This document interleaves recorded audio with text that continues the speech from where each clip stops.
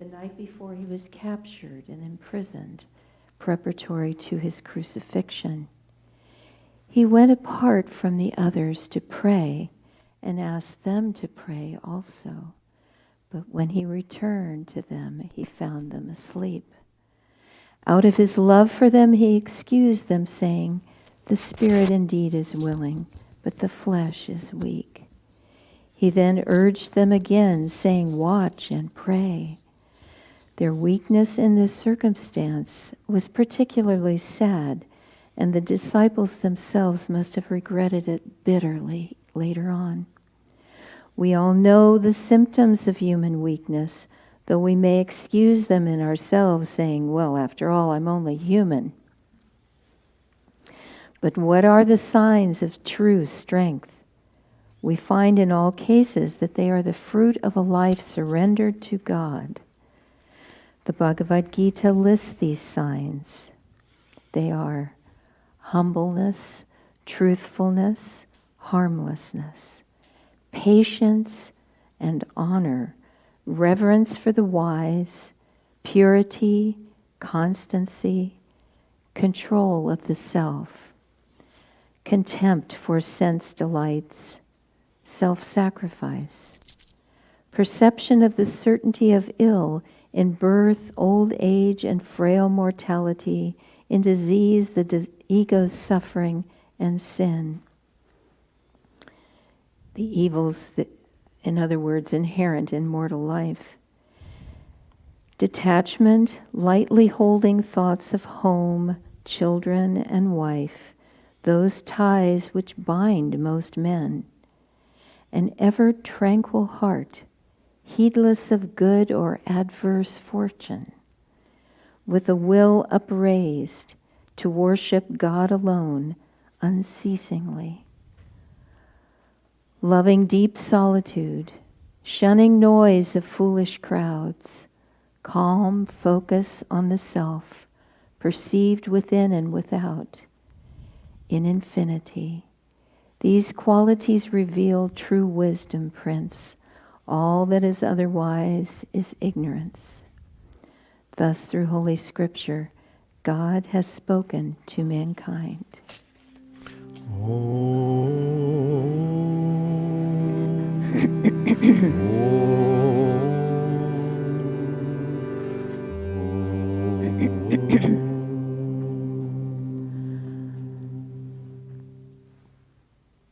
Yogananda was very, very creative in everything that he did.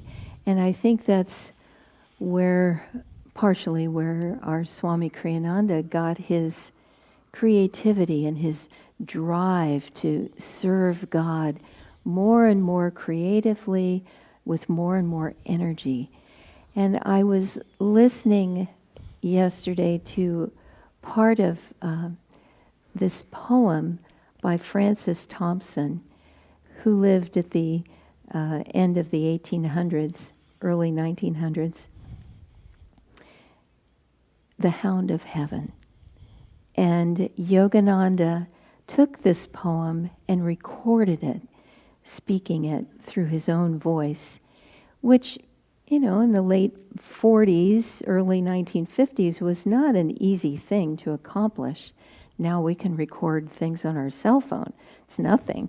But back then it was heavy, reel-to-reel machines. It was quite a production to do it well. And Yogananda did that. I don't know that he recorded anybody else's poetry that I can think of anyway. It was a very big deal to record Thompson's poem. And he does so with tremendous power. And The Hound of Heaven, I'll just read a little bit. It's 180 lines. I'm not going to read that many. But it's just very beautiful, especially in today's topic of in surrender lies victory. I fled him down the nights and down the days. I fled him down the arches of the years. I fled him down the labyrinthine ways of my own mind and in the midst of tears I hid from him. Though I knew it was his love that followed me, yet I was sorely afraid, lest having him, I must have nothing else beside. And it goes on, and these little responses from God come. All things betray thee, who betrayest me. And again, nothing shelters thee if you won't shelter me. All things fly from thee because thou fliest from me. And just like this beautiful song this morning talking about youth is all inspired to change the world, and then bit by bit, youth's shining star, the song says, becomes an ember. And Thompson's poem also talks about all the things that we fought for in youth. It's mainly dust around our feet. And God responds and says, who wilt thou find to love thee? Save me, save only me. All which I took from thee, I did but take not for thy harms, but just that thou might seekest in my arms. All which thy child's mistake fancies as lost, I have stored for thee at home. Rise, clasp my hand, and come. And then the devotee, we, say, is my gloom after all just the shade of his hand outstretched caressingly? This darkness that I perceive, is it just a shadow of his hand reaching out? And then God responds, ah, my dearest, blindest, weakest, it is I whom thou seekest. So you have to hear Master read it. But you'll have to look up a lot of the words, because in the 1800s they talked a little bit differently than we do. But we search, we're always driven, we're always looking for that which will fulfill the emptiness that we feel inside, that we try to drown out with the noise of the radio and the television set. We don't want to think about that emptiness. One of the festival songs says, long we feared to face your love, lest our emptiness It prove. It reveal is what I was trying to say, but it proves our emptiness. And that's the love story that each of us is the hero or the heroine of. That's why God created this world, so that each soul can finally find that infinite divine love. Yogananda did a lecture called The Divine Romance, and these lectures were meticulously written down in shorthand by a devotee, and now there's that book entitled The Divine Romance. And that's what each of us is part of. That's what God is moving through all the circumstances of our lives. There's so much suffering and so much misunderstanding and so much pain, and all that we go through, the drama just seems endless. A friend of mine has a bumper sticker that says, less drama, more dharma. And that's what this Bhagavad Gita reading is saying today, is the more that we practice Dharma, all these list of qualities, humbleness, truthfulness, self-control, all those things, is the more we practice that, do you think the fruit of that is just grim determination? No, the fruit of that is more and more joy. The more that we practice these things, the happier we will be. There was a Swami, in his creativity also, there was a song in the 40s that he loved very much, and he turned the words from human love to divine love. And the words of that song, part of them is, let's see if I can remember. We played a game of stay away, but it cost more than I can pay. I surrender, dear. And that everything that we come across in our lives, if we turn it to be God speaking to us, God through everything, life becomes so sweet. I sometimes hesitate to tell stories about the lives of the very great saints because we think, oh my gosh, am I going to have to do that? Do what they did? But I'm going to tell you a story anyway. This is a story about St. Francis, whose life I have been rereading recently. And Francis, well, you remember the story of Yogananda walking along a busy Calcutta street, probably Calcutta, I'm not positive. But they saw some rotten rice on the ground. And Yogananda said, I can eat some of this, because I know that God is in it. And his friend was, oh, that's ridiculous. And they make a wager, and Yogananda takes some of it and eats it, feeling God's light is in everything.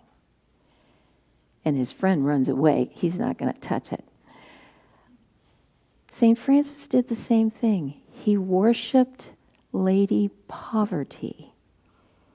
And he begged for his food, and sometimes it was half rotten grapes, sometimes it was who knows what, but everything went into the little pail, and that was the divine meal that Lady Poverty had prepared for him. And he did it lovingly, willingly, because he could feel God's light behind it. I don't recommend that. I like to feed people really nice food, but that consciousness is what we need to strive for. I'm doing a special diet these days. No butter. Oh, that's painful. Eating millet with nothing on it. And it's like, oh boy. But it's not rotten rice. I can train my palate. It's good to do these little things to train us to not be dependent on our pleasures, our dear little pleasures that mean so much, our little comforts. Francis and his little band of maybe 5 or 6 brothers in the beginning found a tiny little shed as shelter near the Porziuncola, what became the Porziuncola, a little church in the hillside of Italy near Assisi. And it was so crowded that they really were uncomfortable and they were getting on each other's nerves. So what did Francis do? he took an ember, probably charcoal, and he marked out, okay, this is your little spot, Brother Leo, right here. And here's yours. So even though they were cramped in there, having to sit like this pretty much, they all had their little space. And then what happened? In the rain one day, a farmer came with his donkey and he said, "Get out of here. I have to have this for my donkey now." So they left. Harmlessness, peace, simplicity, seeing God in everyone and everything. Francis one day was out walking in the hills near Assisi, and it was a long stretch of road, just trail. No trees on either side, just open ground and rocks for a long way. And so he could see way, way down the road, there was a leper coming. And the leper was ringing his bell, as he was bound to do. He had to do that to warn people to stay away from him with this dread disease. And Francis, as he got closer and closer, wanted to go off the road, wanted to go away. But he said to himself, no, this is God in this form. And so he walked up to the leper, and the leper was saying, stay away, and ringing his bell. And Francis went up to him, he took his hand, and he kissed the hand of the leper. With that consciousness, God is within you. And the leper bowed to Francis, and they both turned and went on their way. And after just a couple of steps, Francis turned around to look at the leper, and the leper was gone. The leper had been that Christ that he worshipped. That is the fruit of seeing God in everyone. It's not easy. People can be extremely annoying.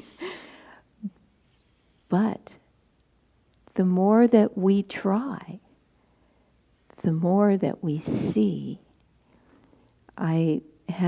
We were in Portland last Sunday giving Sunday service, and I assume you haven't watched that, so I'll tell you a story that I told then. When I first came to Assisi, it was 1985, and we were starting Ananda's Italy work there. And we had been in Como in a summer house in the winter when it was freezing cold there. And there was just a little band of us, and it was difficult. People's personalities were clashing. There was no food. We didn't have butter then either. We didn't have eggs. It was a time of great deprivation. Anyway, we moved to Assisi, and my first job there was to create a slideshow. And I only had pictures of all these people who were annoying me.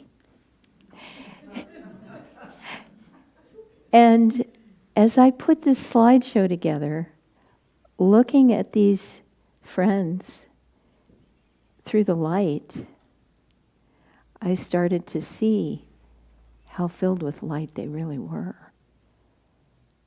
And I wept at how beautiful all these souls were. And I had a new love for them. See everyone with God's light, and you will see that you are surrounded by angels.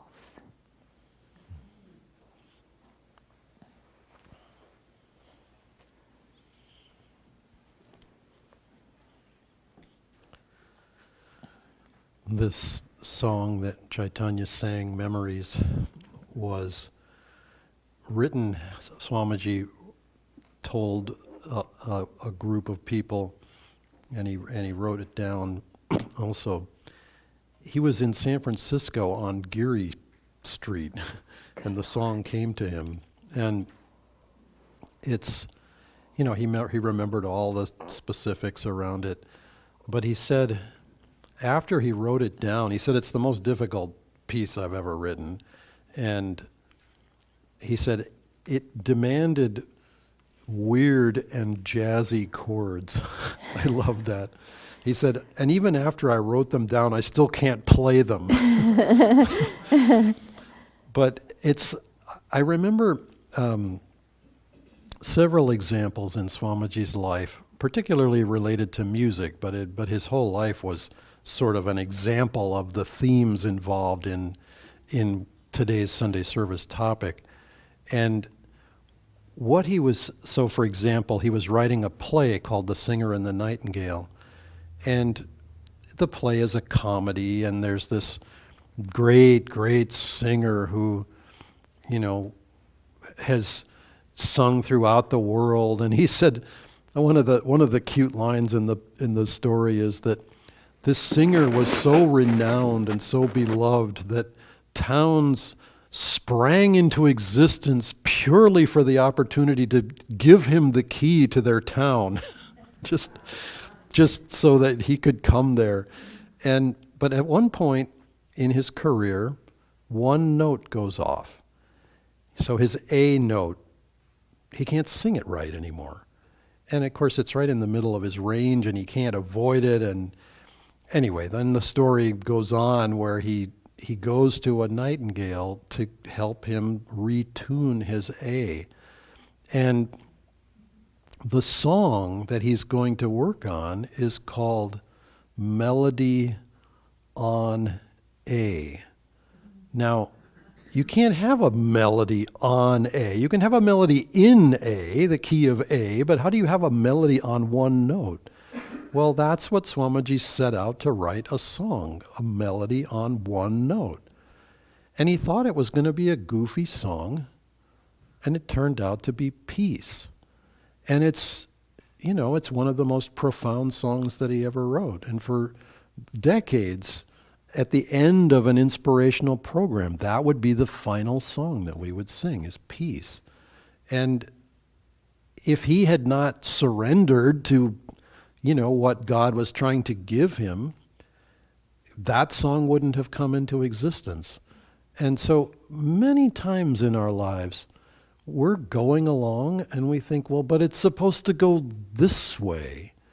And the divine says, no, it's supposed to go this way over here. And we think, but no, I want it to go this way. And, we can be like little children, sort of stomping our feet, but I want it. I remember a little boy in Seattle, and his dad was one of our ministry team there in Seattle, and so he was often giving Sunday service, and he was always greeting people after Sunday service. And, for a little kid who was, yay tall at the time, now he's this tall and he's built like Apollo, but, at the time he was built like a bowling ball and he was about that big. But I just remember him grabbing his dad's hand and going, I want you now! It was like, I want you! Well, it helps to have a little bit of that in the search for the divine, because the world is busy trying to, if you think of all the billboards and all the magazine ads and all the television ads and all, it's like there's no escape. Even if you went to the movies where you paid for a ticket, they still bludgeon you with ads at the beginning before the movie comes on. It's like they're all the coming attractions and all the commotion. All of it. It's trying to buy your attention. Think of that. And I struck one of these little gems of gold in the Raja Yoga book, because we teach the course every year. I don't know, I've probably lost track. It's probably 20 times or 30 times that we've taught it. But I remember every time we go through the book, something else comes out that I never saw before or I never noticed before. So in one of the yoga posture sections, Swamiji says, I'm paraphrasing because now I can't go back and find it very easily. This is a hard thing to search for. I have the text, but I can't quite get the search right. So I'm just going to have to read it again. But anyway, he says, in reference to the yoga postures, he says, your awareness is the divine within you. And it was like, whoa. Your awareness is the divine presence within you. And I remember asking him in one of our Ask Me About Truth videos, the 108 of them that are up on YouTube, one of the questions, we were talking about awareness, and I said, well, Swamiji, I can have awareness that my knee hurts. You know what I mean? Is that what you're talking about? What is awareness? How do you get a hold of it? And he answers the question beautifully in the affirmation reading, where he says, we need to become more aware, center our awareness in what we are aware with than what we are aware of. And, I remember trying to translate that into Italian, and it just was like, what? It was very awkward. But we are aware of this world through the senses. And only rarely do we draw that awareness back to its source in the divine, in fact, but in our own deepest inner self. And that awareness is bliss. Now, the drama is going to go on out here, whether we like it or we don't like it. In the romantic comedy, trust me, there will be a misunderstanding somewhere along the way. One of them's going to have one idea and the other one's going to have another idea, and they're going to go shooting off in different directions, and it's going to look like absolute disaster. And then, sooner or later it all comes back together again and they figure it out. Well, in a sense, that's where we're at, is we're in the disaster moment. However long it is, however long it takes depends on us. You watch the movie and you're thinking, oh, can't you just see? Can't you just get it together? She didn't mean it that way, or whatever. But we don't. And we get the privilege to wander along as long as and as far as we want to go. Farther than the stars, the way the chant reads. I may go far, farther than the stars, but I will be thine always. But that poem that Nirmala referenced, The Hound of Heaven, what an amazing example, because we think we're scratching and crawling and climbing our way up the steep mountain towards the divine realization, when in fact we've been running away the whole time. God is busy chasing us, the Hound of Heaven. I remember many years ago when few of us had cars at Ananda, there was a trail, there still is, it's still there now, but from Ayodhya, the housing area near the Crystal Hermitage where Swamiji lived, over the hill towards Ananda village.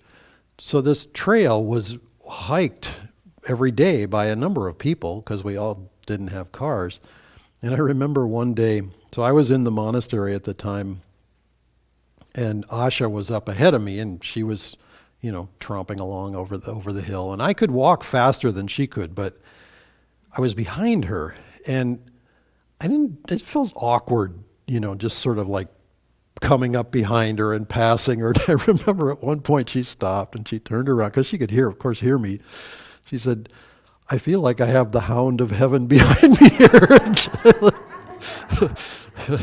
Fled him down the days and down the night anyway. So we walked together briefly, and then she said, now you can go on ahead, it's fine.